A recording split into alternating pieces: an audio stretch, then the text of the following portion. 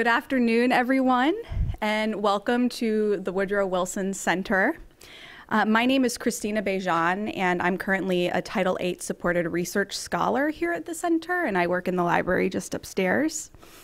The Wilson Center, chartered by Congress as the official memorial to President Woodrow Wilson, is the nation's key nonpartisan policy forum for tackling global issues through independent research and open dialogue to inform actionable ideas for Congress, the administration, and the broader policy community. Today's event, Roma and Human Rights, Challenges and Goals in 2014, is hosted by the Wilson Center's Global Europe program, which addresses vital issues affecting Europe's relations with the rest of the world through scholars in residence, seminars, international conferences, and publications. These programmatic activities cover topics such as European energy security and Europe's role in setting global standards related to governance and human rights. I am truly honored to welcome to the stage Ambassador Mark Gittenstein, recently returned U.S. Ambassador from Romania. Currently, Mark Gittenstein is Special Consul in the Government and Global Trade Practice in Meyer Brown's Washington, D.C. office. As ambassador, he worked to strengthen relations with Romania on a variety of issues, and I can honestly say that upon his return, his efforts to promote Romania are still ongoing, and I'm happy to have him with us this afternoon. Please, Ambassador Gittenstein.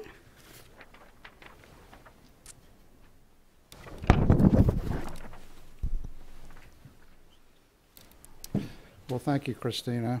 I'm going to give you a few brief comments about my experience as Ambassador to Romania, reflecting a little bit on my upbringing and as a Southerner, and the comparison that I see between the Roma situation and African Americans in this country over the last 100 years. I remember as a young kid first coming to Washington, probably in the 1960s, the late 50s, and I visited, as every young tourist does, the Jefferson Memorial, and I sort of knew who Thomas Jefferson was, knew who Abraham Lincoln was.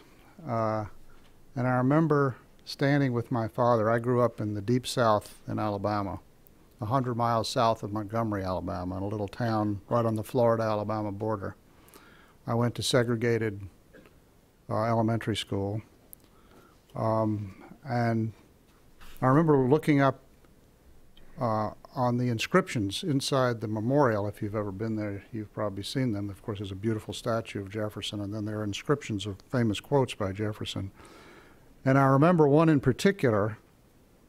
I can't remember the date. I should know the date of it, but let's say it's the late 18th century, early 19th century.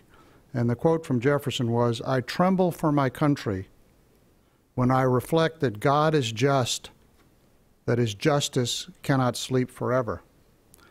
Now, that was Thomas Jefferson speaking as a slave owner and as one of our founders, as the author of the Declaration of Independence, with those beautiful, powerful, inspiring words in the Declaration of all men being created equal. I thought about those comments frequently as Ambassador to Romania, and the thought about the parallel between Roma and African Americans. Most Americans probably don't realize that Roma were slaves in Romania until around the same time African Americans were enslaved here. In fact, the emancipation of Roma in Romania took place only a few years before emancipation of African Americans here, with the Emancipation Declaration by Abraham Lincoln. Now, the process of integrating Roma into Romanian society has been, I must say, quite frankly, much slower than the integration of African Americans into our society, although both leave much to be desired. I came to Romania in August of 2009, and I remember I did a number of events early in my career as ambassador in Roma communities. One with Habitat for Humanity, where we were rebuilding housing for Roma in a small town in the Prahova Valley. And I remember remarking to my wife how similar those communities were to the ones I saw in the Deep South in the late 50s and early 60s. While I was in the process of leaving Romania in 2012, the staff of the embassy was in the process of writing our annual human rights report. We are mandated by Congress to write a human rights report on the condition of all minorities in Romania. And of course, the Roma are probably, next to the Hungarians, the largest minority in Romania, probably larger than, by the way, probably larger than the census shows, and probably larger than the Hungarian population. Indeed, one problem with census taking in Romania is that Roma don't self-identify themselves, so the number is probably lower than it should be. But anyhow, I had directed the staff as I left to begin to assemble the materials, and I played little role in the assemblage of the report, but the report was very revealing, and it reflects on my thought that African Americans in the 50s were much like Roma are today in Romania. Poor access to government services, a shortage of employment opportunities, high rates of school attrition, inadequate health care, pervasive discrimination, a lack of identity documents, excluding Roma from participating in elections, receiving social benefits, accessing health insurance, securing property documents, and participating in labor markets. This is no different than what I saw in Alabama in the 50s and 60s. Poll taxes, denied access to good education, segregated schools, segregated accommodations. And explicit racism. I saw some of this, anti-Roma banners and chants and songs at large sporting events, particularly large football events. And although there are orders by the Ministry of Education in Romania forbidding segregation, I went to segregated schools. I saw segregated Roma schools where Roma kids were placed in the back of the classroom, just like I had seen in my home state of Alabama in the 50s.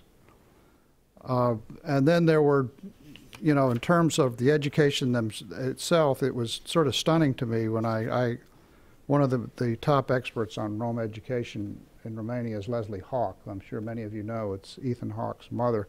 By the way, Leslie is a dear friend of mine, is a former Peace Corps volunteer in Romania, and started a wonderful children's education, preschool really, education program that's one of the best in Romania. And I asked her for some data on this as I was preparing for these remarks, and she sent this to me. Today, most Roma first enter the school system at 7, 8, or 9 years of age, 3 to 5 years behind the rest of Romanian children. Thus, they are doomed to permanently lag behind the others, and within 4 to 5 years, over half drop out. Now, Leslie's trying to deal with that issue, and we can talk about that. I'm sure many of you know, and I'll try and stick around a little bit if people have questions for me about that program. It's a wonderful program.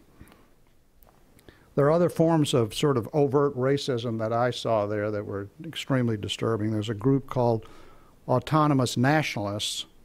They're offering on their website 300 lei, that's about $100, to each quote-unquote gypsy in the Banat area, close quote, who would undergo voluntary sterilization. This is the sort of stuff we not only saw in Alabama and other southern states in the United States with African Americans, but in Germany in the 1930s. Violent, vicious racism. And there was actually one politician who was a member, it was in Alba County that is mentioned in this report, who advocated forced sterilization of Romani women on his Facebook page. Now, these are just some of the examples of what I saw and why it was so disturbing to me. I must say, as ambassador, I felt like I didn't do enough in this area. As U.S. ambassador, your platter is pretty full. I entered controversies where I could and where I thought I could make a difference. One, which we could talk more about, is a particularly vicious circumstance in Baiamari in 2012, where the mayor had run on a campaign to rid the city of Roma. And the way he was going to do it, the Roma living in Baiamari, which is up near Szeged, up near the Hungarian/Ukrainian border. It's actually near the town where Elie Wiesel is from. The way he was going to do it is most Roma were squatters, and they lived illegally, so he felt free to take a bulldozer and go in and literally bulldoze down the communities. He also, in the public housing areas where they had basically ghettoized the Roma, he proposed to build a wall. He actually did build a wall around that community to keep Roma from moving in freely in the Romanian areas. I went up and confronted him about this and tried to work with the the government of Romania to find better housing facilities for the Roma.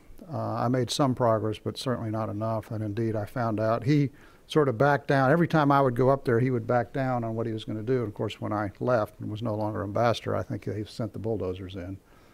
I can tell you more about that incident because he tried to threaten me, actually, or he had people threaten me in the course of this visit, which was very disturbing. But I didn't feel threatened since I had my own security force with me. But it was, if he was threatening me, God knows what he was doing to Roma.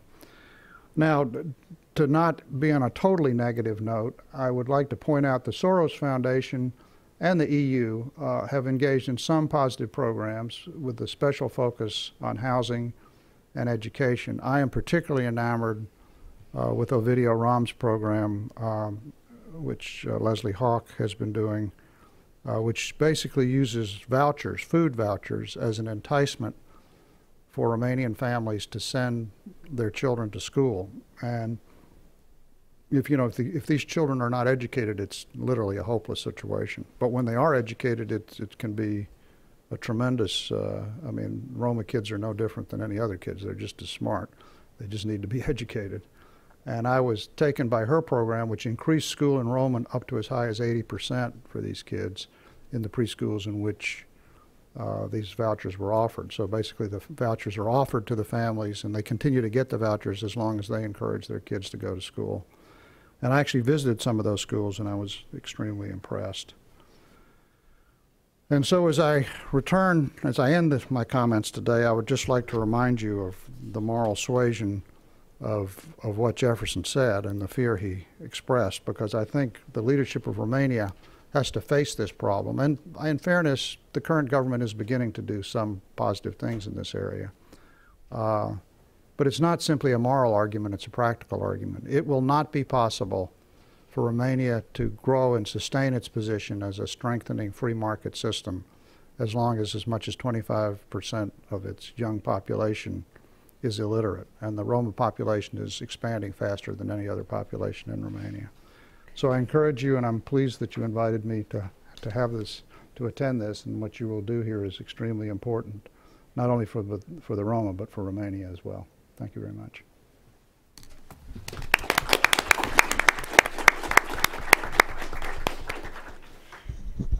Thank you so much, Ambassador. These comments are a very relevant introduction to the conversation that we're about to have. As the chair of the panel, I'm just going to say a brief remark and then hand it over to the experts. Just an example of the reluctance to self-identify as Roma. My father, who fled Romania in 1969, his best friend is Roma, and he's a distinguished professor in Bucharest. And growing up, we always knew that he was Roma, but we never talked about it. And then as an adult, when I was visiting this friend's family one summer, I asked my father, I said, could I ask him about his heritage? I'm just really, really curious. And I was forbidden. I was told that there's nothing more shameful to him and that he's spent his entire life running away from being Roma. And of course, this is a professional who was educated under the forced assimilation of communism, and he does not want that to be part of his identity. So I bring this example up to illustrate that it is very hard to self-identify, just as the ambassador said, even in today's Romania. And Cristiana Grigore, who spoke at the Rațiu Award ceremony in December here, she spoke about her own coming to terms with her Roma identity, and she wrote a really moving article in the New York Times about it. And I would recommend taking a look at that with respect to this particular aspect of the Roma issue. I now am going to hand the floor off to Nadezhda Muzikina. She is a program manager for democracy development programs in Central and Eastern Europe at the National Democratic Institute, NDI, here in Washington.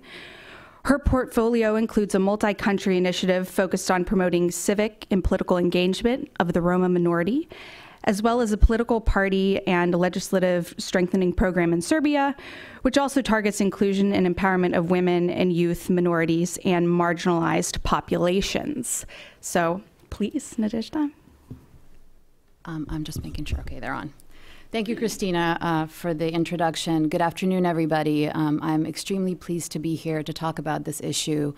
When I received the invitation to participate, I asked Christina, well, what would you like me to focus on? And she said, please talk about NDI's work with Roma in Europe and the impact that it's had.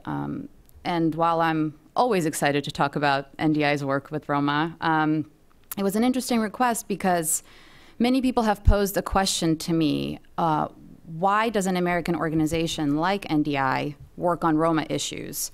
What do we, as Americans, bring to the table? The Roma are the largest ethnic minority in Europe, with an estimated population of 10 to 12 million, as Ambassador referred to. There isn't exact data due to lack of self-identification and other issues. While Roma are European citizens, they have benefited little from the social and economic development that has taken place in the post-communist years. They have also suffered disproportionately from the recent effects of the economic crisis. They continue to face political, economic, and social marginalization, discrimination, ethnically motivated violence. Overall, in simplest terms, Roma continue to be treated as second-class citizens. Governments throughout Europe, together with the European Union, have made attempts to promote Roma inclusion and to combat discrimination through a variety of efforts. There's the Decade of Roma Inclusion and the 2011 European Union Framework for National Roma Integration Strategies. Both of those focus on priority areas of education, employment, healthcare, and housing, which are definitely the biggest concerns that Roma face. However, as we've seen over the years, such efforts are constrained by a variety of factors, including lack of political will, limited financial resources, and often mismanagement of those resources, and inadequate government monitoring mechanisms. But one other important reason that these efforts have fared so poorly is usually not mentioned. And that reason is that Roma themselves were largely excluded from the creation of these various action plans, programs, and mechanisms. They were not given the chance to make their voices heard in this process. The core democratic principles of human rights and equality should be synonymous with Roma rights, which I think is why the title of today's panel, The Roma and Human Rights, is quite fitting. It is because this issue of human rights resonates with our own experience in the US that this country began to pay attention to Roma issues in Europe. It is why organizations like the Open Society Foundations and the National Democratic Institute have been at the forefront of the efforts to change the status quo for the largest ethnic minority on the European continent. It is also why former Secretary of State Clinton raised awareness of the plight of Roma, and it is why we are here today in Washington at the Wilson Center speaking about Roma rights as human rights. The challenges that Roma face are many, and they're very complex.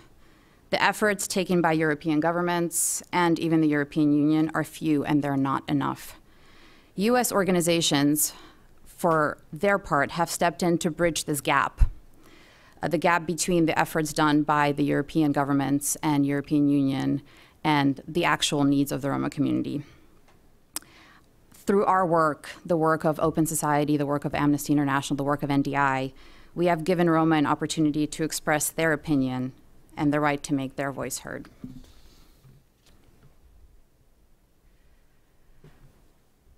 Through its work, NDI, over the past 30 years, NDI has learned that citizen participation in the civic and political life of their countries, along with openness, accountability of government institutions, are the core tenets of a democratic society. As such, NDI recognized that if Roma, as a large minority in Europe, were to advocate for solutions to their community's problems and socioeconomic advancement, they would need to strengthen their level of civic and political participation. In 2003, with funding from the Open Society Institute, NDI conducted an assessment of the barriers of Roma political participation in Bulgaria, Romania, and Slovakia. At that point, countries with the largest Roma population who were also on the path to become EU member states. The assessment revealed that barriers to Roma political participation were very similar across the board, some of the ones that Ambassador Gittenstein had actually referred to. There's lack of political will from the governments to encourage political participation of Roma. There are electoral mechanisms that make it difficult for Roma to compete against their mainstream colleagues and preclude competition within Roma parties as well. There was lack of outreach to Roma by mainstream political parties and often manipulation of Roma candidates by the same parties that often invite them to run. There's a lack of trust in government institutions by the Roma community. But there are also problems within the Roma communities themselves that we noted, including disunity among Roma political leaders and minimal numbers of Roma elected and appointed officials at all levels of government. To that end, we came up with a set of recommendations, and we were looking for ways to address the numerous barriers identified in the assessment, including the need for a more amenable political, social, and economic environment, inclusion of the concept of political participation as a key goal towards Roma development strategies that international organizations undertake, outreach to and incorporation of Roma voters, members, and candidates by mainstream political parties, and perhaps most importantly, technical assistance to Roma individuals and organizations through skills training and enhanced political organization. Having all that data, NDI launched a regional initiative, which started out with the 3 assessment countries and has now expanded to also include Hungary, Kosovo, Serbia, and Macedonia, with a focus to promote and strengthen Roma civic and political participation. Through our assistance over the past decade, NDI has worked to equip Roma leaders with the skills and knowledge necessary to access the 3 primary vehicles of political participation, which are issue-based advocacy, improved governance by Romani officials, and mainstream political integration in order to promote their interests and advocate for their rights. With funding primarily from the National Endowment for Democracy and the U.S. State Department, NDI's program has provided a variety of assistance. And as I go through these various activities and programs that we've offered, I will also offer results that we've seen with each of these measures. One of the focus areas for us has been skills development, and skills development in a variety of areas, including issue-based advocacy, electoral campaign preparation, and good governance for Roma officials once they are elected to office.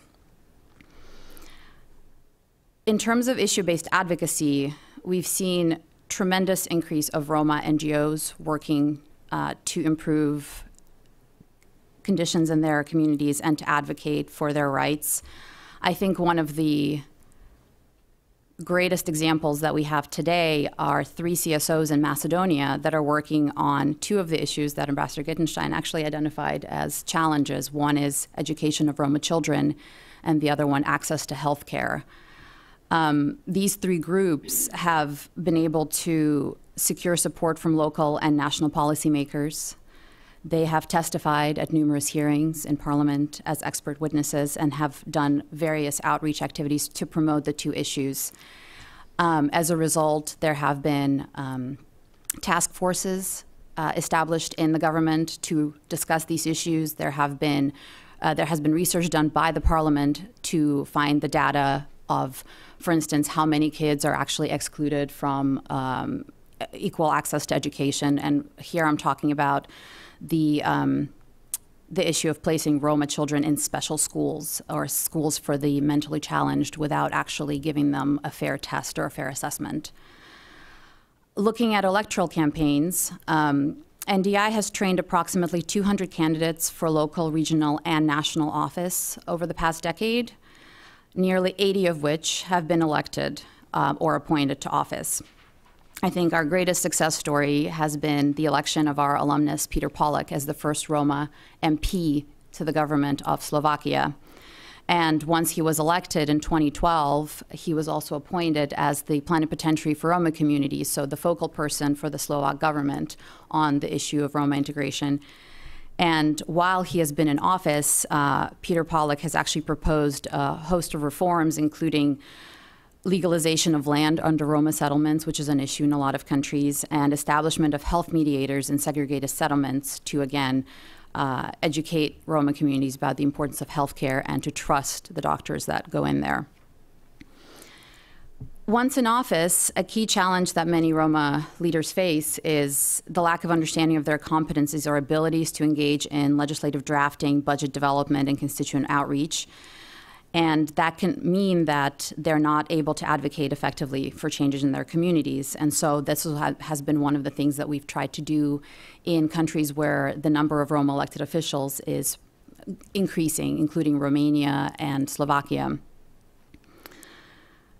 Through programming and through participation with NDI, we've seen quite a bit of success in the ability of Roma counselors, who are often 1 out of 15, for instance, to negotiate with their colleagues and propose changes that provide pavement of roads in Roma settlements, money for after-school programs for Roma children, or even the establishment of computer centers with support from the mayoral office, as happened in Romania, actually. We've also focused on civic education, and this has been actually an effort that we did quite a bit through the support of the Department of State. We ran a youth program for Roma and non-Roma youth, a civic education program, which focused on rural communities in Hungary and Slovakia, where nobody really has a chance to get out, and nobody has, Roma or non-Roma for that matter, much opportunity for advancement. And after participating in our program, we saw greater cooperation, cross-ethnic cooperation between Roma and non-Roma youth, and somewhat of a dissolution of barriers, at least among the young communities. They not only learned about their rights as citizens of Slovakia and Hungary and of the European Union, but they really saw that they could make a change in their small communities, whether it's through the establishment of youth centers, educating at-risk kids, or organizing festivals to bring their community together. We've also focused a lot on Roma women and youth, 2 subsets of the Roma population that face additional barriers and challenges. For instance, in Serbia, we worked with a organization called the Roma Women's Network, which is comprised of 25 organizations, mainly run by women, focused on promoting Roma women's issues, including healthcare, access to job market, et cetera. And together with the OSCE, NDI worked to help the Roma Women's Network to reorganize its internal structure, establish rules and procedures that enabled the network to operate efficiently, and then supported the network as they looked to secure funding from the Ministry of Culture in Serbia, from the Media and Information Society, and the OSCE itself to conduct activities, including the now annual Month of Roma Women's Activism, which runs from March 8th, International Women's Day, to April 8th, International Roma Day.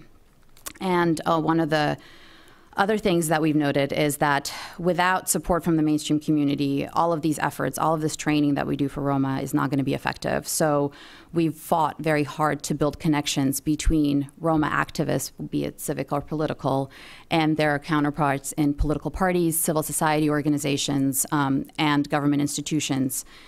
including through internship programs in the Bulgarian parliament for Roma youth, for instance, or in local councils in Macedonia, where we've had such support from the local council members that we've had Roma youth who were hired to stay there. So the overall results, what can a U.S. organization bring to the table? We've been doing this program for a little over 10 years, and thus far have reached an estimated 3,000 individuals in 7 countries and 274 municipalities throughout those 7 countries, and an approximate 2,000 additional individuals who were trained by our alumni and our participants as part of the program. But I think perhaps the best success story I can offer today is that of Florine, who is sitting next to me. He is a participant of our program, and I am honored to be sitting here on the same panel with him today. Along with the successes I just listed, there's been obviously numerous challenges and lessons learned, including the fact that Roma communities are heterogeneous, so there's no one-size-fits-all approach. Participant retention rate in our programs has been a challenge sometimes, because while there are many Roma who want to be engaged and want to participate in the political process, there are other socioeconomic challenges and the need to provide for their families that often come first. There's the rivalry among Roma candidates and Roma parties who are often competing for the same small percentage of voters and resources. And there's a lack of funding for local CSOs, which makes it difficult for them to sustain their programming. And there are a host of larger questions that we can talk about once we get to the Q&A, including the question of what is the goal of all of this work that the EU is putting forth and NDI is putting forth and OSI. Whatever that goal may be, who is responsible for the policies, funding, and implementation of the measures to achieve those goals. Of course, the question of entrenched prejudice against Roma, which is often perpetuated by media, including in countries like the US with some of the programming we've seen on our TV. And also, what can we do to promote collaboration between the majority groups and minority, Roma minority, when there's a tend to self-isolate from a lot of the Roma groups, which is not an uncommon trend for populations and movements seeking freedom of oppression. And one final question to consider is whether the agenda of government institutions and policies introduced at all levels of government is actually in line with the priorities identified by Roma and responsive to the needs Roma face. And in terms of future direction, which I know is something that Christina had asked me to mention, looking at 2014 and more so beyond, it is clear that there's a lot of work left to be done. And I believe that the U.S. should continue to play a key role in the efforts to promote Roma rights in Europe. This can be done through the work of the Helsinki Commission, the U.S. State Department, or U.S.'s role as an observer to the Decade of Roma Inclusion, for example. It can be done through the efforts of George Soros and Open Society Foundations, as they have been working to establish a European Roma Institute within the Council of Europe, which would serve as a hub for research, policy development, and public education, and create a platform for events and projects aimed at fighting discrimination in the European sphere. And of course, it can be done through the work of NDI and through our efforts to invest in such individuals as Florine, who exhibit the capacity to become leaders and agents of change. I'll conclude by saying that Roma rights are human rights. And among those rights are the rights to equal participation in the political process and access to democratic institutions. Without Roma participation and representation, meaningful change cannot and will not happen. Thank you. Thank you so much, Nadezhda. Thank you, and also thank you for that wonderful introduction of Florine Preboy, our next speaker. For those of you who do not know Florine yet, he is the first Roma Hubert H. Humphrey Fellow. This is a program for mid-career professionals sponsored by the Department of State. This award has been signed by our president, and Florine is the first Roma ever to receive an award signed by a U.S. president. So we are honored to have him on the panel, and I really admire all the work you've done this year, Florine, and I'm going to hand it off to you. Thank you very much, Christina. Thank you for the invitation. I asked our colleague to stop our air conditioner because a gypsy was freezing here. And this is the most fancy table that I ever used in my life. So I like very much that we have glass and pretty, environment. And air conditioned. And air conditioned. First, I'm honored to express my gratitude and to say thank you to the Ambassador Mark Gittenstein. I know that the pronounce is it's a little bit different, for the work that you have been doing in Romania, and I'm saying this thank you as a Roma from Romania. Thank you very much.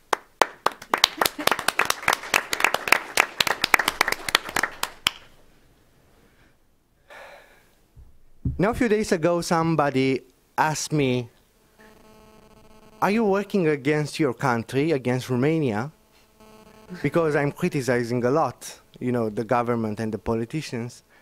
And obviously, my answer was not. Actually, working for defending the human rights of Roma in Romania is actually, working for the best interest of the general interest of the Romanian society.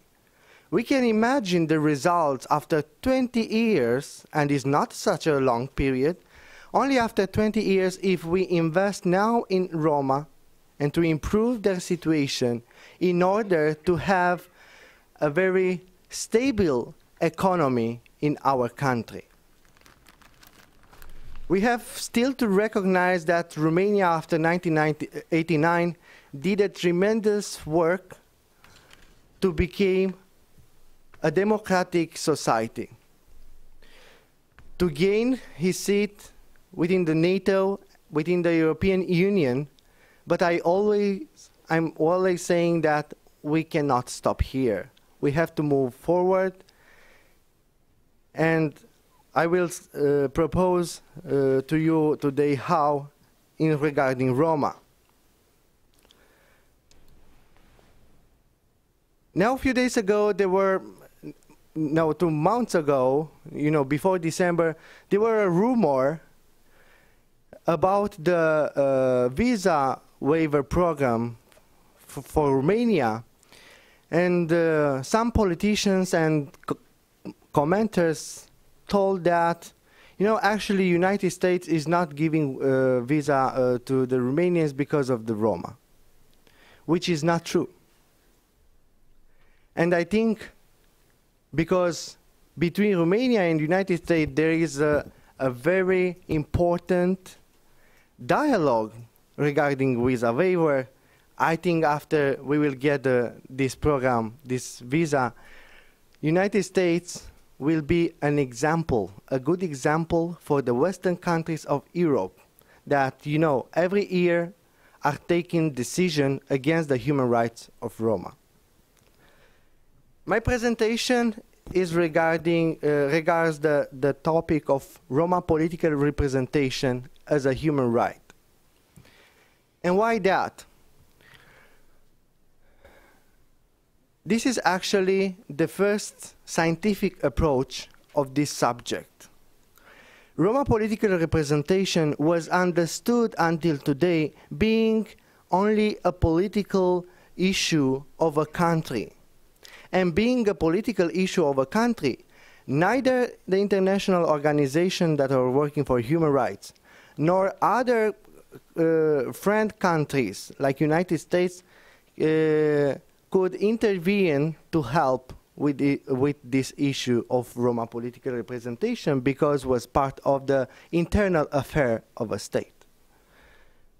But I was wondering myself, how can we convince the politicians that Roma need political representation in order to take part of the decision-making process for taking decision for their future?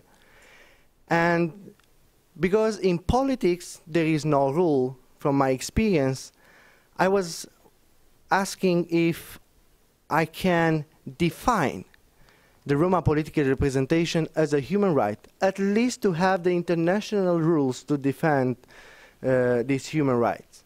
And my hypothesis was confirmed when I opened the first document and I found the right to take part in the government of your country. It's a human right, and this document is the Universal Declaration of Human Rights.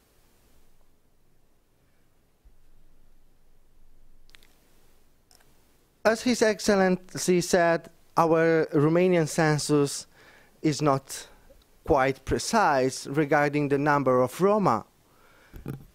The European Commission estimated the Roma population in Romania being around 10 millions, and other organizations between 10 and 13 millions, which is, as the previous speaker said, the largest population in Europe. But you know, even if it's recognized as a vulnerable group, in this situation, we have 13% of the population being Roma, and only one representative defends their rights or interests in the Romanian Parliament. For example, in the European Parliament, we have more than 500 both representatives and senators, and only one of them represents Roma.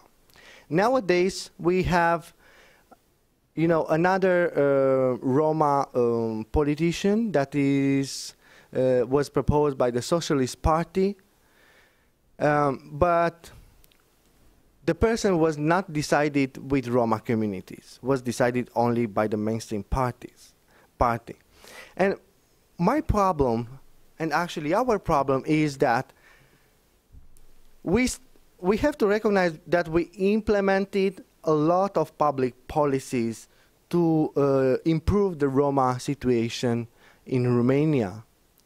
And we invested a lot of money, of course, but my question is, why those public policies do not have results today?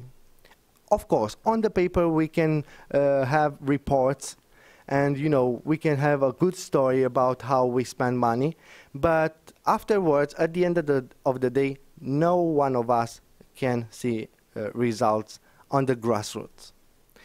And this because those public policies were decided only by the mainstream politicians or, you know, stakeholders without consulting Roma to ask them, what do you think about those public policies? Do you think that those fits to your real problems or to your even, you know, cultural characteristic? Nobody asked them what they think about.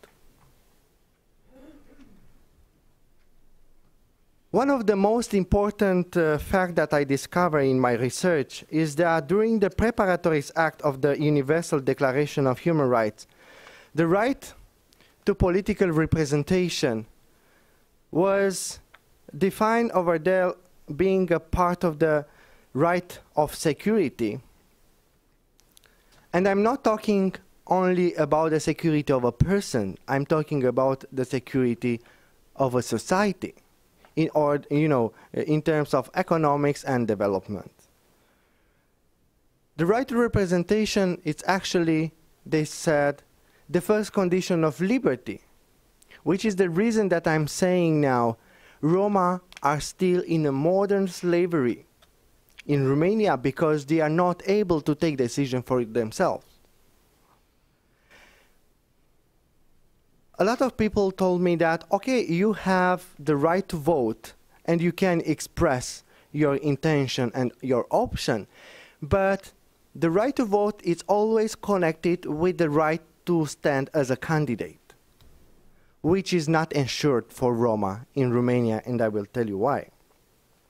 Other international documents are talking about the right to conduct public affairs and the obligation of the state to adopt special measures to ensure Roma with all the human rights, include the right to political representation.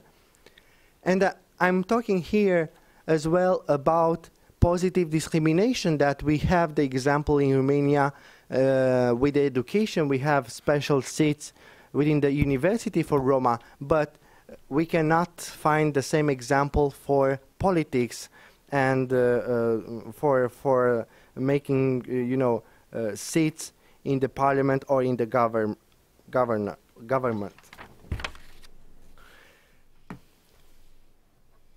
Actually, the democracy, development, and human rights and freedom, they are staying together always, and they are mutual reinforcing.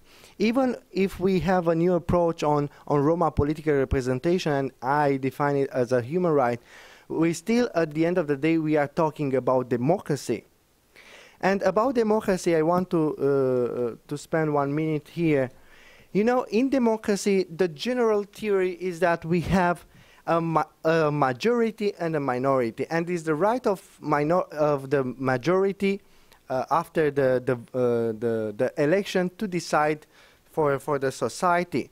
But I'm telling you that Roma in Romania is a minority in the social way, as a part of the population.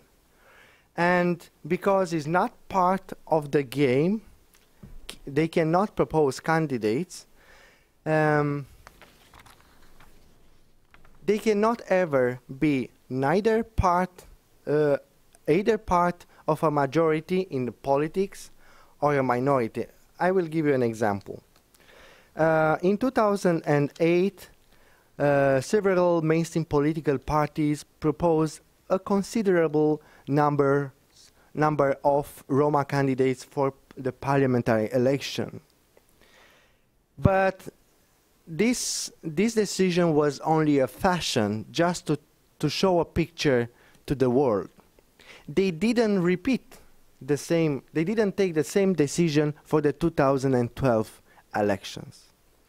Actually, what is happening in Romania is that we don't have Roma political parties. We are talking only juridically only about mainstream political parties and Roma NGOs that they have political activity. The problem is that no political party can show that they have Roma members. No political party have departments on Roma. Before coming here, I was trying to convince them to have departments on Roma or of Roma within the political party, and they said, some of them said yes, but after I went here, they changed that department within an office for Roma within the department for minorities, which is not the same. The result is that having a department for Roma within the political party, you have a seat on the executive border on that political party, and you can be part of the decision on that party. Having only an office within the Department for Minorities, of course, you don't have that seat. And the last thing is regarding the political parties, they don't propose Roma candidates on an equal base. For the parliamentary election in Romania, only one NGO by the law is allowed to propose Roma candidates for the parliamentary election. The other NGOs, they have to obtain previously a special status of public utility, which is approved by the government, in order to be able to propose Roma candidates for the parliamentary election. But they will never obtain that status because the government institution that is approving that status is led by the only Roma NGO that has already the possibility to propose candidates. So nobody likes competition, of course. We have other documents that are speaking about Roma, about the necessity of Roma political representation. We have the Declaration of Race and Racial Prejudice and the Helsinki Commission decision. After my research, I came with this definition for human rights. And I said that a human rights is an international system of protection of humanity, which is built by the state on the necessity to prevent the violation of human dignity, freedom, life, and security as generic rights, and social, economic, and political rights as a specific difference. The definition for Roma political representation based on this definition of human rights is that Roma political representation and a very important participation is a human right of a group of individuals who names themselves as Roma, part of the generic right of human dignity, freedom, life and security, and of the specific political right. I will like to speak about those four characteristics of Roma political representation, but the most important is the international protection. Being defined as a human right, now Roma political representation has a chance to be defended by the international system of protection of human rights. We have to reconsider our Romanian electoral law in order to, to allow Roma to propose candidates on equal base. For example, as a Roma, I don't participate to the vote. I don't express my vote. Why? Because I have to choose a candidate, only between mainstream candidates. If I would choose between a mainstream candidate and a Roma candidate, then I will love to go to express my vote.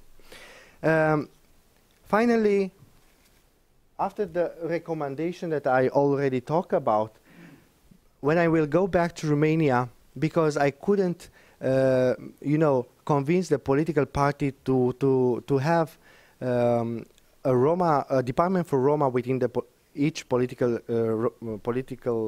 party, I was asking myself, why don't we propose a department of Roma as an independent organization, where to invite both the mainstream political parties on a side, the Roma NGOs and leaders on the other side, and together to decide on the political level Roma policies for Roma. And because, just we need that those gentlemen agreement to be respected, we are going to invite as an observatory mission some international organizations that are working for human rights, and we are going to invite some embassies of the Western countries. But the most important is this organization will be only a political one, will not be an electoral one, because what the politicians are asking me when I'm talking about public policies that are addressing to Roma, they ask me, of course, I'm going to help you, I'm going to help Roma, but you have to promise me that I will have the votes of Roma community. So I don't want to negotiate votes, because it's the obligation to respect human rights, and this is the reason that this organization will not be an electoral one. Thank you. Thank you, Florian. Thank you so much. And now for our final speaker, Angela Coxe. Many of you will recognize Angela. She's the Ratsu Democracy Award winner from 2013, and the Wilson Center hosted a conference in her honor in December. Briefly, Angela is a leading Hungarian Roma rights activist scholar. Not activist and scholar, but activist scholar. She's currently in residence here with the Global Europe program, and she's also a visiting assistant professor at Wake Forest University in North Carolina, which makes me particularly happy. And she, in addition to all that, she is still a research fellow at the Hungarian Academy of Sciences. So, please, Angela. Thank you so much. I'm really, really glad and honored to be here. So I know that to be a last speaker is, it's always challenging, but bear with me for short. I promise that I will be very concise and short. So my story actually is not so happy. What I would like to talk about it, of course, human rights is Roma rights, right? human rights, political rights is a human rights, and all these necessary slogans, what we heard in the last 20 years, I absolutely believe in that. However, what I would like to point out that these human rights principles has been corroded and has went through a huge corrosion. And one of my point is that what can we do? How can we revitalize the human rights discourse? And I would like to talk about the European Union, because we talked about a lot of actors and stakeholders around the table of Roma issues.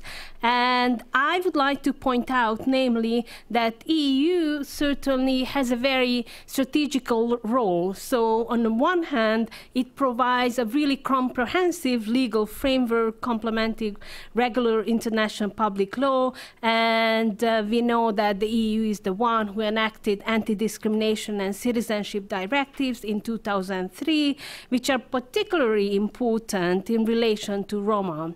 And on the other hand, the EU playing a very important role, because they are the one who has a substantial financial instruments to improve the situation of Roma. Just to point out that the structural and cohesion funds redistribution between 2007 and 2013 was 347 billion. Within the structural funds, the European Social Fund, with an overall budget of 76 billion for the same period, is supposed to endorse the social integration of Roma.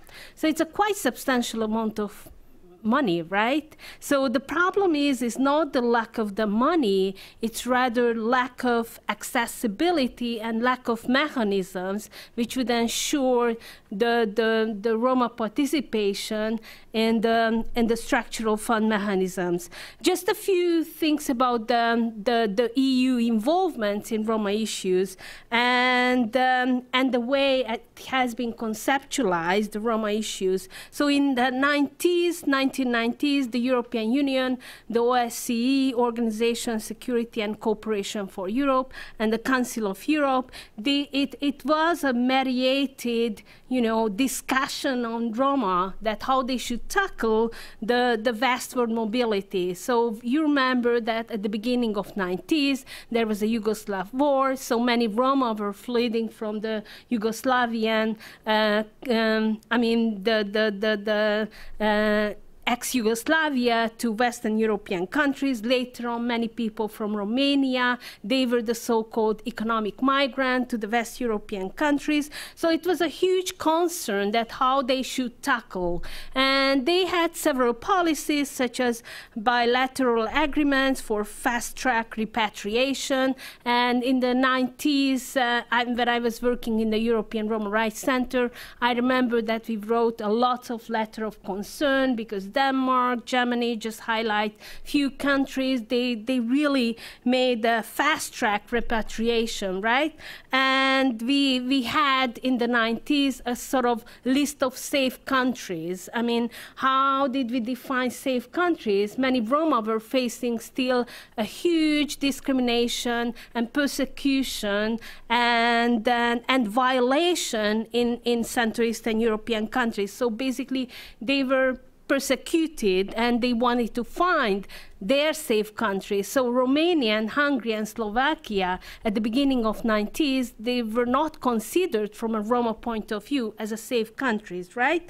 So basically severe visa restriction, enhanced policy border cooperation. So these were the policies which were very much enacted by the European Union and at the beginning of 90s. So, and gradually, actually, they started to use some kind of mixed approach, right? So on one hand, they were tackling the migration of Roma, but on the other hand, they just recognize that we have to improve the situation in their respective countries, right? So we have to make sure that we provide some grants and money which will improve their employment, educational, health situation.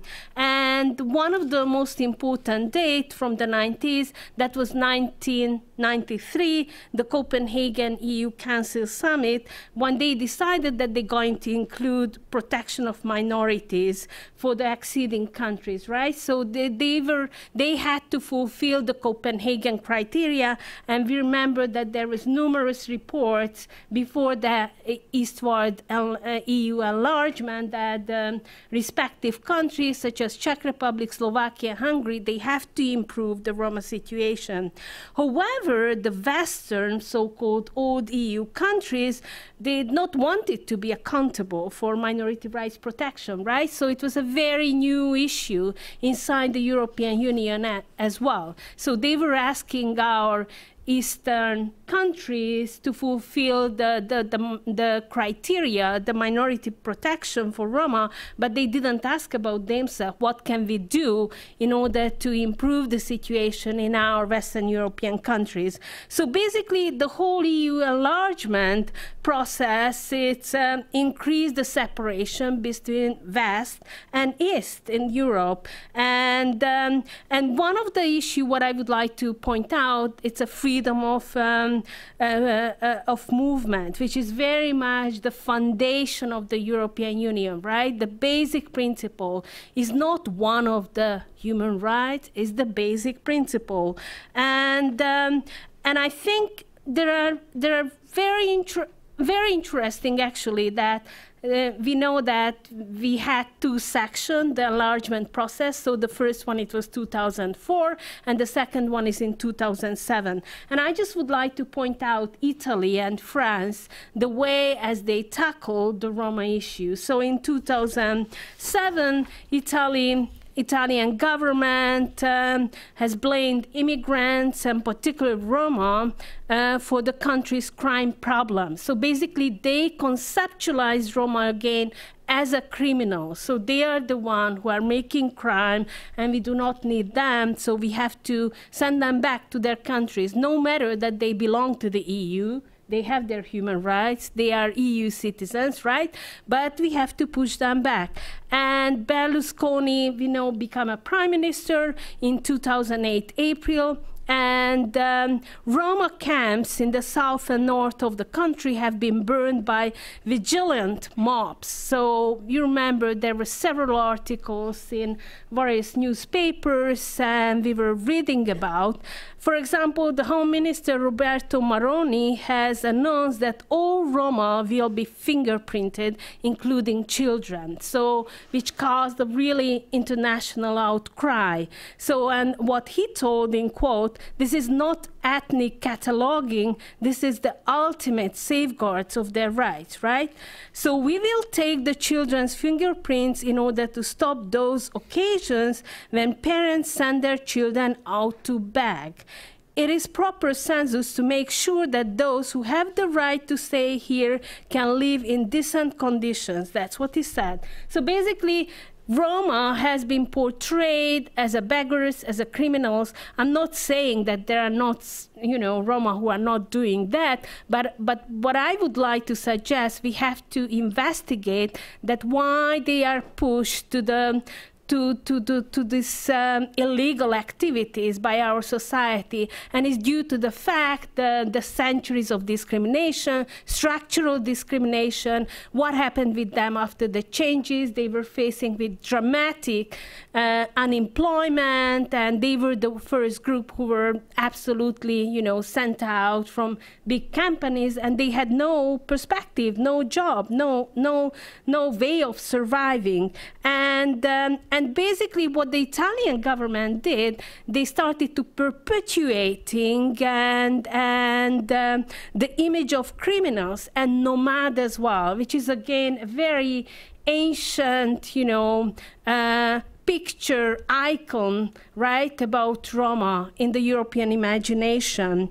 And also something which is very important, in 2008, in May, Italy issued the Nomad Emergency Decree, which called government to undertake extraordinary measures. So basically, they were non-state of emergency, right? So they can do whatever they want because they suspended for a minute the legislative system and the function of the executive and legislative system, and very much the same thing happened in France as well.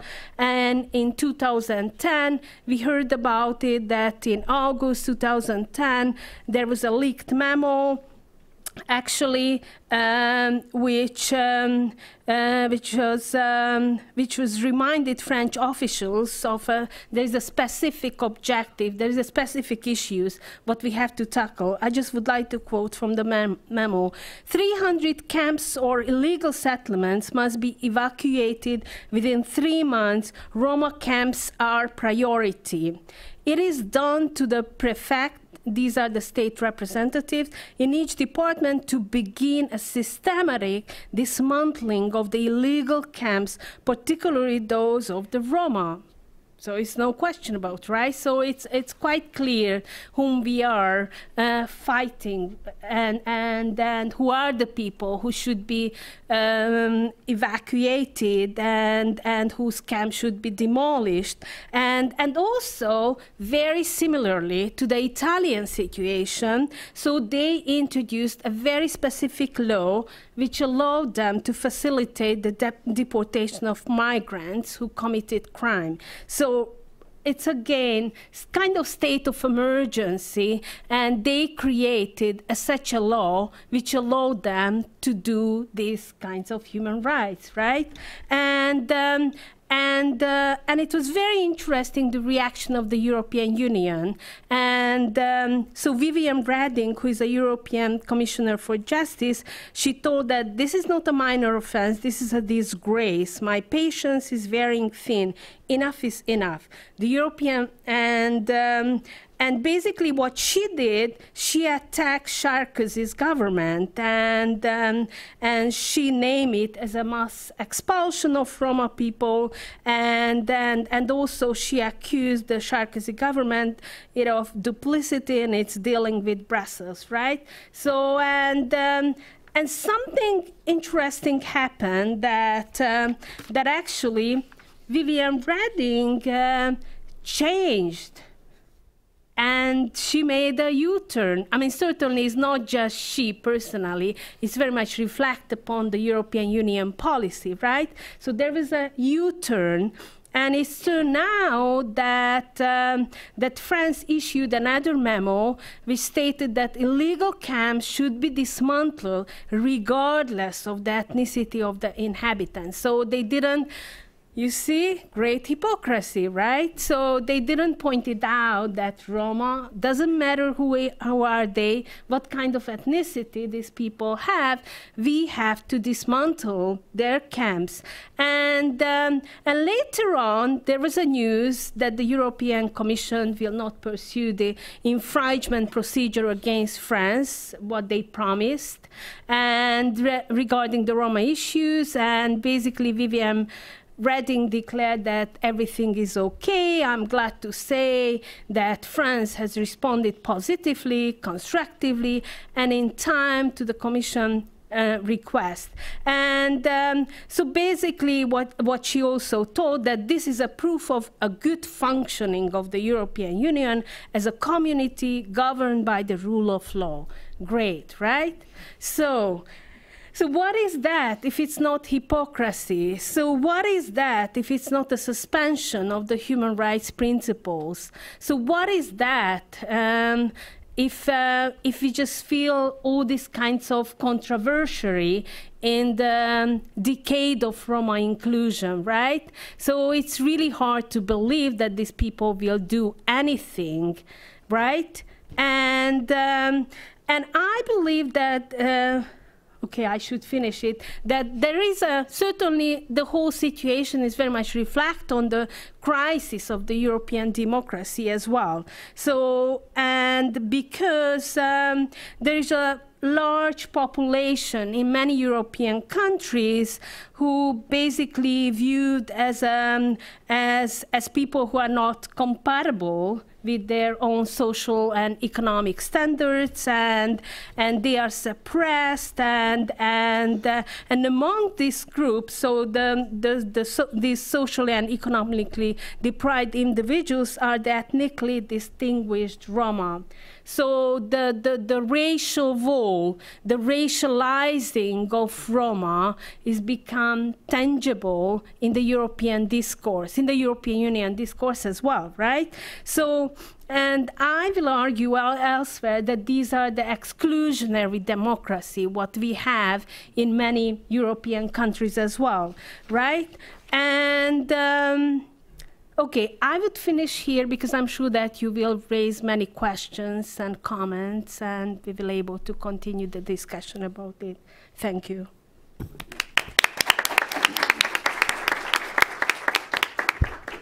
Thank you so much, Angela. Thank you to all the panelists. We now open the floor to questions. If you could first give your name and then institutional affiliation, and we'll go one at a time. So I see a lady in a pink scarf. My name is Christiane Joster. I'm retired. I'm originally French. There are two words that are not being used in this conversation, and that is, number one, Roma. Way before the European Union was formed, Roma always traveled across borders without any problems. They might have been asked questions, but they traveled throughout Europe. Number two is a word that is not being used in this discussion, and that is the word squatting. There is a lot of squatting, not only in France, throughout Europe, even Switzerland.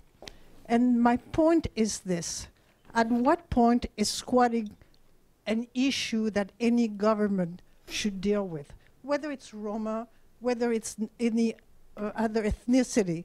If you take over a building, Roma, it's mostly land.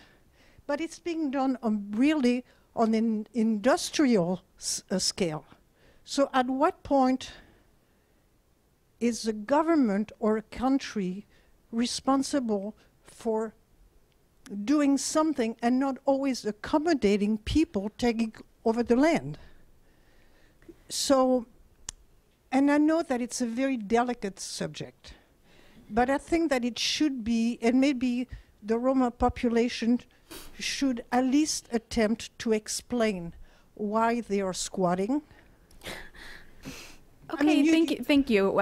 Just to leave some time for more questions, just to recap. So the issue of migration before the creation of the EU first, and second issue, squatting. So I would recommend that only one person tackle this question. So we'll go one at a time. Okay. Further on. So actually, migration before the EU accession, as I told that, and I refer to that, I think we have this kind of, image about Roma that they are nomad, they are these vagabond, happy, funny guys who are traveling all around the world. But some of them, yes, in the Western European countries, France, Switzerland, and Germany. But these were a very tiny minority. So the significant majority of Roma, they were living, as a settled, and they had a sedentary, that's the right word in English? Sedentary, thank you. and for ages, particularly in the Central Eastern European post-communist countries, there were no such a things like traveling around. And maybe in the Western European countries, that tiny minority of Roma who were working in an entertainment business, they were really traveling to city to another city to sell their goods and their entertainment business. But we are talking about the east-west migrations and or the south-west migrations. And also, after the European Union, as I pointed out, that freedom of movement, it's a basic principle. So we as a Roma, we are European citizens as well. So we should have the same rights to travel and to live in France. If I'm going to think that I'm going to live in Italy tomorrow, I can do that, right? Because I'm the European citizens, and I have the Hungarian passport, and Hungary happened to be in the European Union. And the other issues that why Roma are squatting and why they are occupying other people's property, right, or lands or house, and these are very, very delicate issues. But what I would like to suggest, I mean, definitely we should not perceive from this culturalist point of view, because people are occupying and want to live somewhere because that's a basic human need, right? So just think about the Malinowski triangle, and you have to live somewhere. So if your basic, needs are not fulfilled, then you're always looking for, and you want to fulfill it, and you want to have a home, right? You want to have a safe place to live. And certainly squatting is not a nice thing, and it's not a nice thing, it's not a secured feeling to live in such a settlement or in such a house which not belong to you. So, and they are doing because they're forced to do that. And I would come up with the term of persecution, and this whole nomadism, what we think, and traveling and going around, certainly is very much attached to the persecution as well. You're going to go to various places not by your choice. You do not have a power to, to choose that you're going to buy a plane ticket and you're going to go to the US because that's a lot of money, right? So you have to be in such a situation. There are many things which are forced, and you are forced to do certain things because your circumstances are pushing you in that direction. And certainly the situation is very dire. So if you compare the Roma situation right now based on the UNDP World Bank database, it's worse than it was 15, 20 years ago. It's much worse. I'm just thinking about, like, in Hungary, in my small village when I was raised, and when I used to go home, the situation is much worse. And kids are dropping out from schools. They have no any kinds of perspectives in their lives. So what can we offer for them? So on the one hand, we have this huge money, right, offered by the European Union, the structural fund. And on another hand, it's turned out that there are no civic NGOs, there is no organization, people don't know how they should apply for this money, they have no any kinds of knowledge to manage this fund, as well as we know that the structural fund is coming through national agency, local authorities. So it's very much depends from the local authorities' willingness to cooperate with Roma and collaborate with them and devise an inclusionary project, because there are many projects which are financed by the structural fund, which actually supporting a segregation and deepening the gap between the Roma and non-Roma. That's what we want in the 21st centuries? Don't think so. Thank you so much, Angela. So we have a question in the front. Actually, given the amount of time, we're going to take everyone's questions and we'll see how much we can make compact. Okay? So please introduce yourself. I wanted to comment the concerns which you have about the Roma. Have anybody in the European Union thought about the perceptual differences with national self-perceptions of Romas and those of the Europeans? Here, I see the Romas migrated to Europe in 14th century. No. The very first migration took place around 320 BC. 80,000 Romas from Sindhu Valley, which Alexander conquered, were sent to Greece as prisoners of war. Second migration took place in the 7th century after the Arab invasion of Sindh. What's the name of that good lady who wrote Bury Me Standing on Roma? From Isabel Colombia. Fonseca. From that book and from the other literature I have had, and I have done my own research on the subject, because I come from Sindhu Valley, both of us do. I came across the words in the Roma language which are being extant, commonly spoken, including words which were being spoken during the days of Alexander when he conquered Patala, words cited by his historians. And by their last names, I have even located the areas where they originated from. Manchar Dom. Manchar is a great lake. Many of them have been Malhas, many of them they were not ordinary people. They were Brahmins, they were doctors, they were musicians, goldsmiths, ironsmiths. They were highly professional people. What happened, they were shipbuilders also. When Alexander arrived, when he was leaving, he sent all of his booty, including the prisoners of war, through that General Shannon, what was his name, through the Gulf on ships to meet them in Babylon. Alexander took Gedrosia, which is the modern desert of Pakistani Balochistan and Iranian Balochistan, and here he was devastated because it was a hard route. By the time he arrived in Babylon, dehydrated completely, and with that party, overnight he died. His wives, both wives, they came by a Persian Gulf on the ships.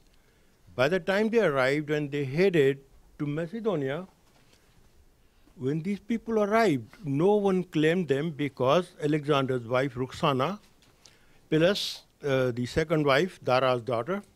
Well, Ruxana had Dara's daughter killed, but then Alexander's mother and Ruxana had some power struggle, which Ruxana lost, and these 80,000 people are learned people. No one claimed them. Instead, they faced hatred. And today they are still roaming around, and look at the, family structures. They are still several thousand years old. And thank you very much for your presentation. And I think they are being discriminated against because no one accepts them. But they have an excellent background. Thank you. Thanks. Thank you. So we'll take a couple more questions, remarks. Well, as many as we possibly can. Thanks, Veronica.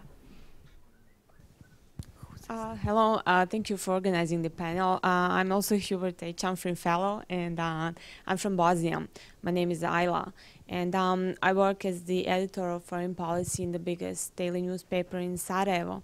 So my question is, what do you think that can be done in Bosnia in order to promote Roma rights? Because one of the problems is Sejdić-Finci agreement, which was the case that representative of Roma and Jewish community members they raised in order to be elected as the members of parliament. So there's a big Roma population in Bosnia, so that's one of the issues in my country. Thank you. Thank you. As we're looking for the next question, Emily, how much may we go over by 5 minutes? Okay, great. Hi, my name is Barbara Dello, and my question is, the Roma have a very long and distinct cultural heritage. How welcoming are they of the changes, the structural changes that you're offering to their family life and their family structure? Is this something they very much want, or is it something that they are afraid of? Thank you. There are a couple more. We have time. So on the back, okay, one in the front, one in the back, and then we'll be done. Great. Yes, I saw. Please introduce yourself. Hi, I'm Christina. I'm a student at the George Washington University. And I actually come from a Greek family. And I believe I made it to secondary school before I realized that the word that was used for gypsies was not actually just an insult. So I was wondering about NDI's program, if there is a part of the approach that addresses fixing misperceptions and just generally ignorance about a group that people generally don't bother to learn about. Great, thank you. And in the back. Hi, my name is Hadrian. I don't have any affiliation, if that's okay. My question is, I think there's a confusion between the portrayal of Romas and Tsigans, who are also a traditionally nomadic group in Europe. And to me, it seems that the Tsigans are well more adjusted in the country. They're more adjusted because they have citizenship often across many European nations, as opposed to the Romas, who I think they're portrayed as being rejected citizens of Romania or Eastern Europe. And so I wanted to know, why is there this discrepancy between those two groups, even though they are traditionally nomadic? Is it because the Romas are totally excluded from... Okay, great. We understand the question. Okay, thank you. Thank you. Adrian. Okay, so... And just Petra. And we have Petra in the front? No. Okay, so just to recap what we're going to talk about. So the distinguished Romani history and identity, and what the Roma approach to that is. So perhaps that should go to Florine. Next question is, so the legacy question. Okay, next is Roma in Bosnia, from the Hubert Humphrey Fellow. Third is family structure, is that changing? Fourth, NDI, I think that should go to Nadezhda, of course. Fixing the perception of Roma, fixing the negative perception. And finally, the confusion between the terms Roma and Tsigan, and I would like Florine to address that. So does everybody have one or something? Sure. I mean, okay, so let's blaze through. Yeah. Okay, legacy, identity, Florine.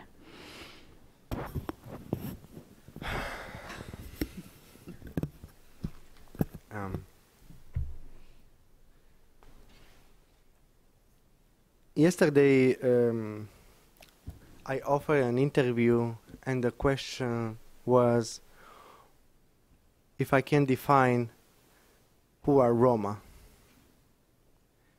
And because we don't have a definition,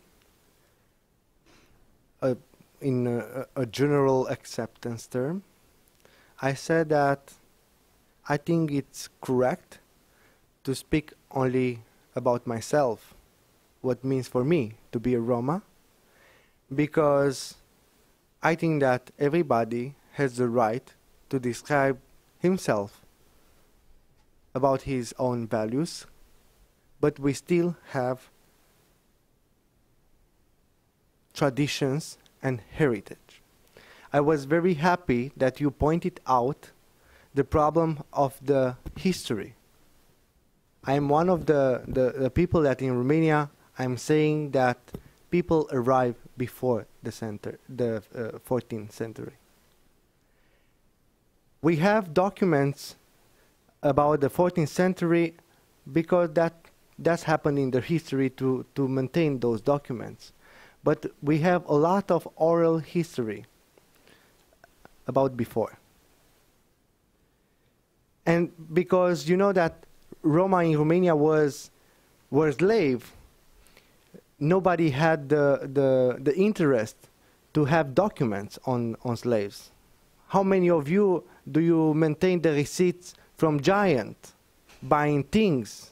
Roma were not persons, were not humans, were like goods. So nobody maintained those receipts. About the heritage, you know, my grandfather told me that to pay attention when I'm speaking about the heritage, because I'm not a historian, and because I cannot offer the complete explanation of this, I just keep silence and on this question, and I'm saying that, you know, keep in mind that, you know, in Romania at least, we were slaves, we were exterminated by Nazi regime, we were, you know, on the margin of the society, but we are still there. We are still speaking our language, we are still have our traditional dresses, and, you know, we are still in Europe. Just to finish my intervention, you know, it's not correct anymore to use this word nomad or nomadic, because this is specifically for the period that Roma didn't have citizenship at all. Being citizens of a state, we can speak about migration and no more. And about the dichotomy Țigan versus Roma. Țigan is coming from the Greek word which means atinganoi, which means untouchable, dirty, dangerous. It's the same situation with the Dalit population in Sindhi. So, and Gypsy, Țigan, coming from this, you know, meaning, I think that is not right. That you can decide for me what will be my name. The right to a name, it's, you know, one of the basic human rights, but everybody has, as a community, the right to decide on their own name. Țigan was a name decided by Europeans.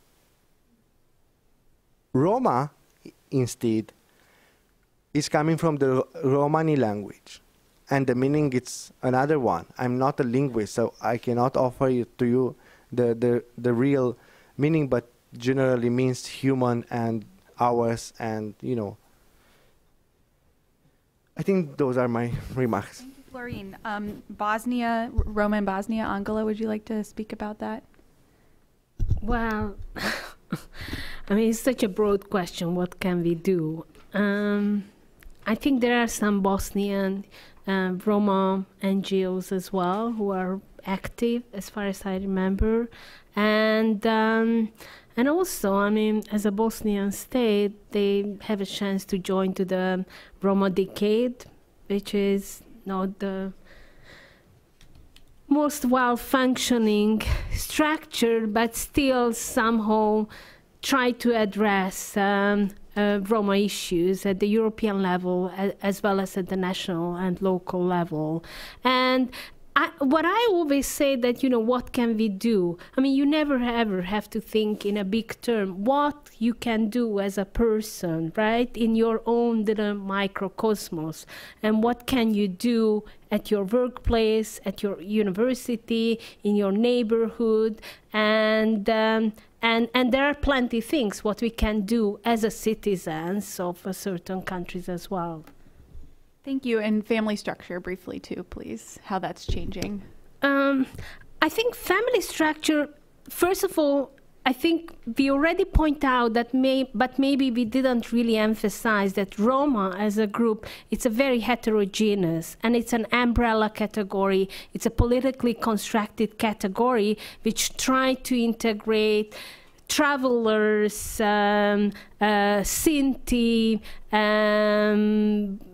all kinds of groups in Europe. And it's a politically constructed category because in 1971, the Roma National Congress, they decided that instead of Tsigan, Tsigoiner, Gypsy, whatever term it has been used by national countries, we should use Roma because that's the meaning of Roma is a human being in our language. So gaining back the dignity of Roma and gaining dignity even through political discourse as well. And talking about family structures, so certainly I already point out that there are so many Roma groups, and there is a huge variety. Some of them are more traditional, some of them are less traditional, and as in the majority society, the family structure has been changing, so this make an influence and impact on the Roma as well. So they are, consuming the same media production as well as many other people in the society. So this influenced them as well, and their family structure. Maybe just one note. I made my research in northern Hungary amongst Roma, and it was on Romani women labor participation.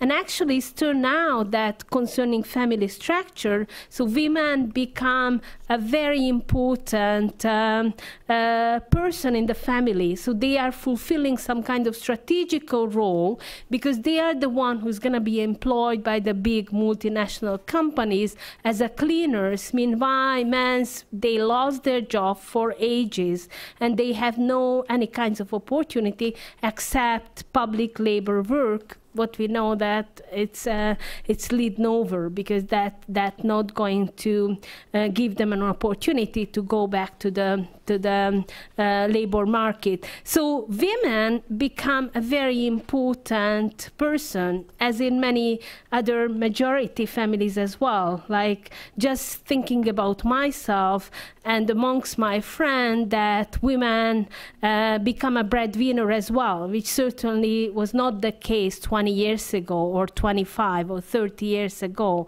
So the same thing going on in the Romani communities as well.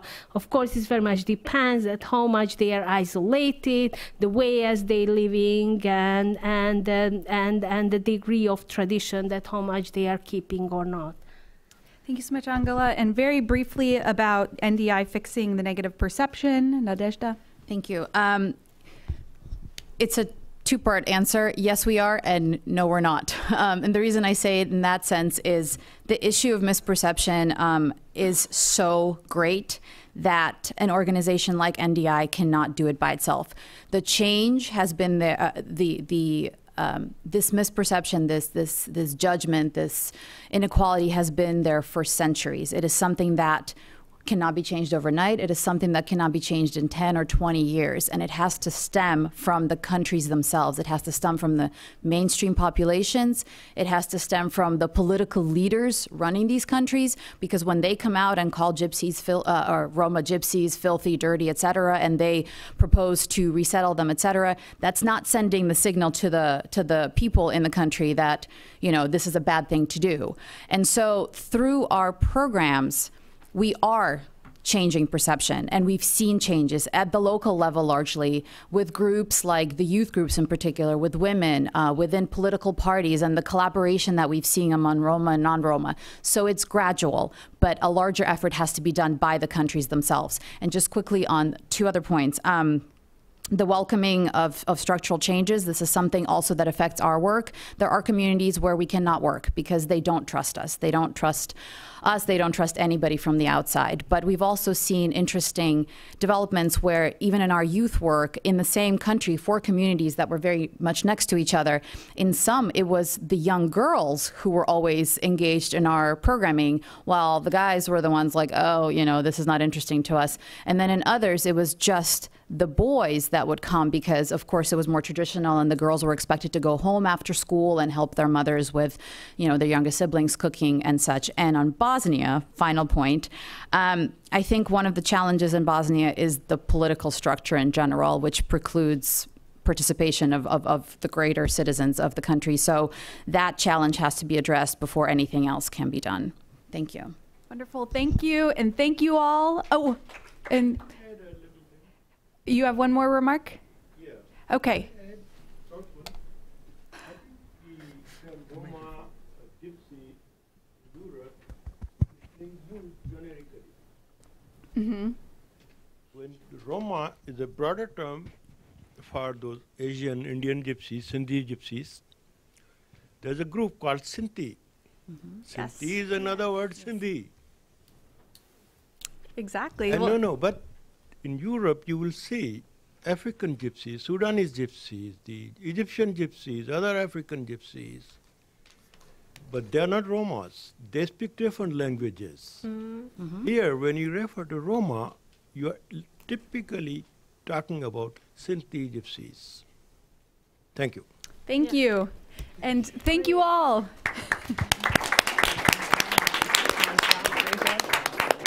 Good job. Thank you, Dennis. Good to see you. Thank you. Thank you. Thank you very much. Hi. Thanks. That was wonderful.